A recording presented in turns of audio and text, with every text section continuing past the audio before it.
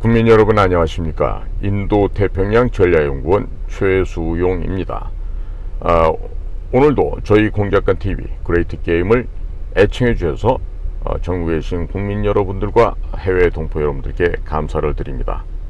지금 한민호라고 문화관광체육부에서 근무하셨던 그 고위공직자 출신이신데 이분께서 지금 윤석열 대통령께 드리는 글을 쓴 것이 지금 장안의 화제가 되었습니다. 그래서 그 내용이 매우 대통령께도 유익하고 도움이 되는 내용이라서 제가 국민 여러분들께 공유를 하면서 함께 대통령께 전파될 수 있도록 국민 여러분께서도 좀 옆에서도 도와주시기 바랍니다. 내용은 다음과 같습니다. 제목이 윤석열 대통령께 이고 내용은 아래와 같습니다. 저는 문재인 정부 시절 고위 공무원으로서 문재인의 재반 정책이 나라를 망칠 거라는 의견을 페이스북에 빈번하게 올렸다는 이유로 파면당했던 한민호입니다. 성실 의무 위반, 품위 유지 의무 위반이 파면 사유였습니다. 저는 소주성, 원전 죽이기, 반일 선동, 친중, 친묵, 반미 노선을 비판했습니다. 윤석열 정부의 정책 기조와 정확하게 일치하는 것이었습니다. 100만 공무원 중에 유일하게 제가 문재인의 반역적 행태를 고발했습니다. 파면 이후 소송을 거쳐 복직하였으나 정년퇴직을 겨우 보름 앞두고 윤석열 정부에 의해 똑같은 이유로 이번에는 해임을 당했습니다.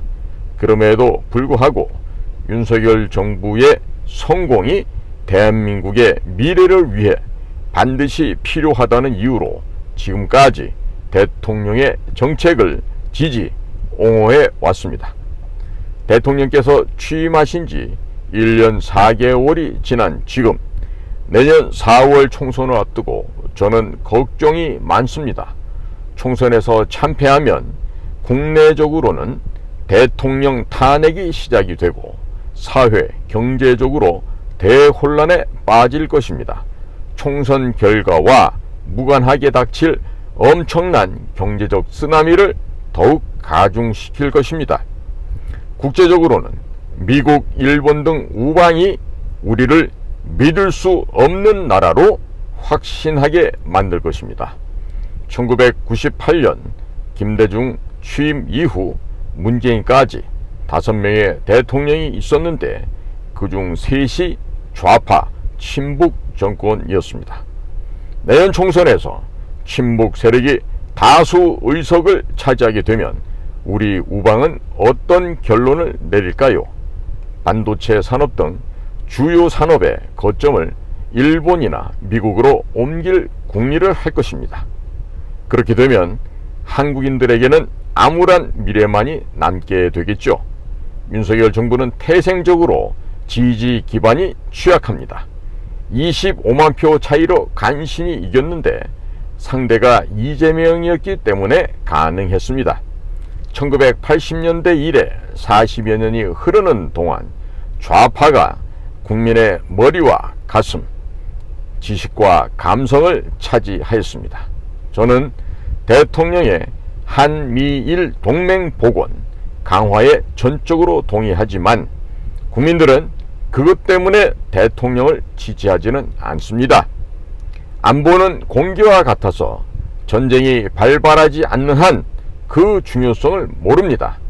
경제는 1997년에 IMF 때보다 훨씬 더 큰 어려움이 닥칠 거라는 전망이 지배적입니다. 게다가 문재인 정권이 저지른 온갖 폭정의 결과가 터져 나오고 있습니다. 순살 아파트, 새만금 잼버리 등은 빙산의 일각에 불과합니다. 그 모든 것들이 문재인 정권 탓이라고 변명할수록 국민들은 분노합니다.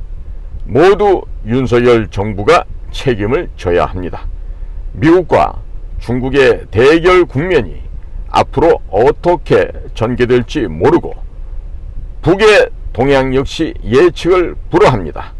우리 경제에 부정적인 영향을 줄 게 분명한 변수들입니다. 요컨대 윤석열 정부는 매우 위태로운 상황에 처해 있습니다. 심평 변호사가 국힘당의 여론조사 결과를 인용, 차기 총선에서 국힘당의 참패를 예상하면서 윤석열 신당을 제안했습니다. 국힘당의 여론조사는 없었다고 정리되는 분위기입니다만 중요한 것은 심평 변호사 얘기에 공감하는 사람들이 압도적으로 많다는 사실입니다. 지금의 국힘당으로는 차기 총선을 치를 수 없습니다. 대통령에 대해서도 섭섭해하고 실망하는 국민들이 많아지고 있습니다. 이제야 박영수 특검 등 소위 50억 클럽을 수사하기 시작했습니다. 여론에 떠밀려 마지못해 시작했다는 시각이 많습니다. 문재인은 여전히 목에 힘을 주며 눈을 부라립니다.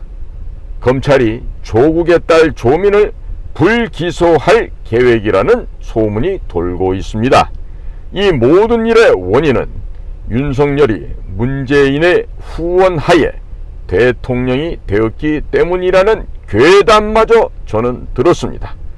윤석열은 문재인의 아바타라는 것입니다.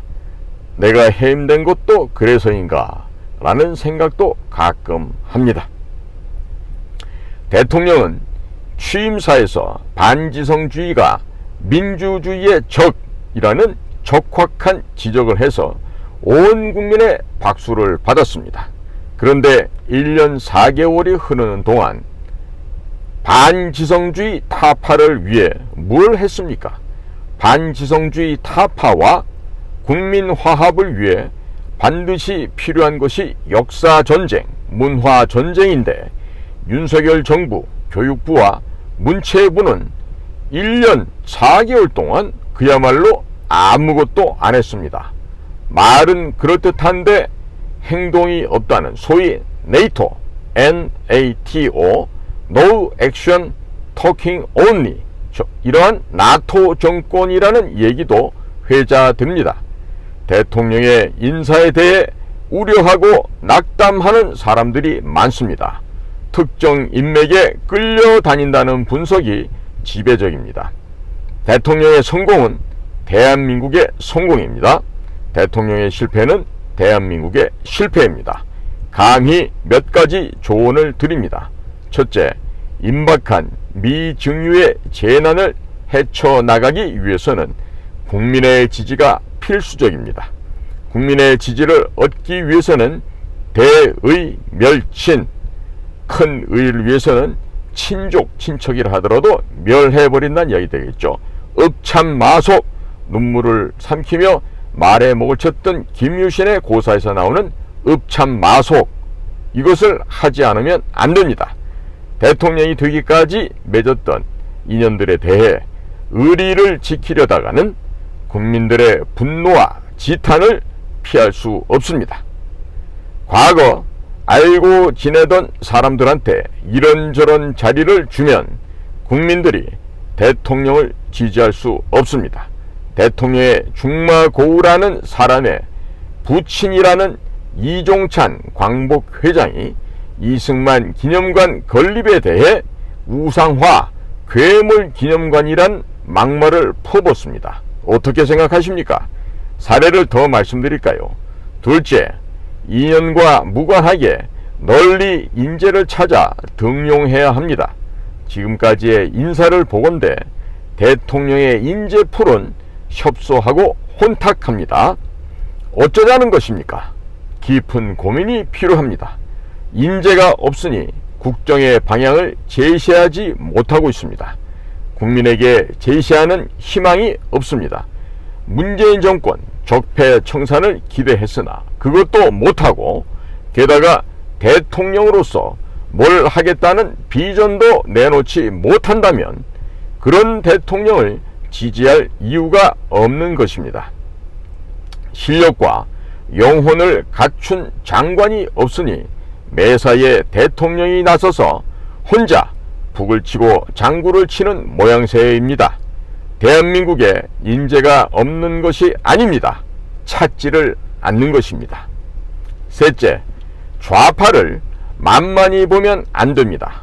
적어도 40여 년에 걸쳐 훈련되고 조직된 사명감과 함께 나름의 논리에 투철한 이익을 공유하고 있는 선전선동으로 정권을 쟁취한 몇 번의 경험을 축적한 집단입니다. 김은경, 망언 등으로 지금은 헤매는 것처럼 보여도 총선을 앞두고 국민의 지탄을 받는 자들을 제거하고 말끔한 모습으로 신장개업을 할 것입니다. 그들의 인재풀도 넓고 깊습니다.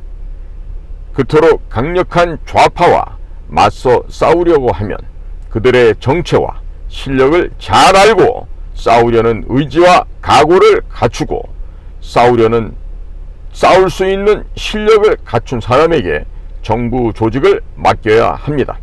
결론입니다.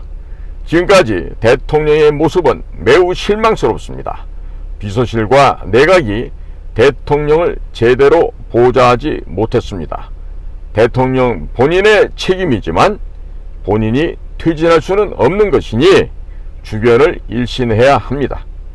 시간은 화살보다 훨씬 빨리 날아갑니다. 곧 연말이고 내년 총선입니다.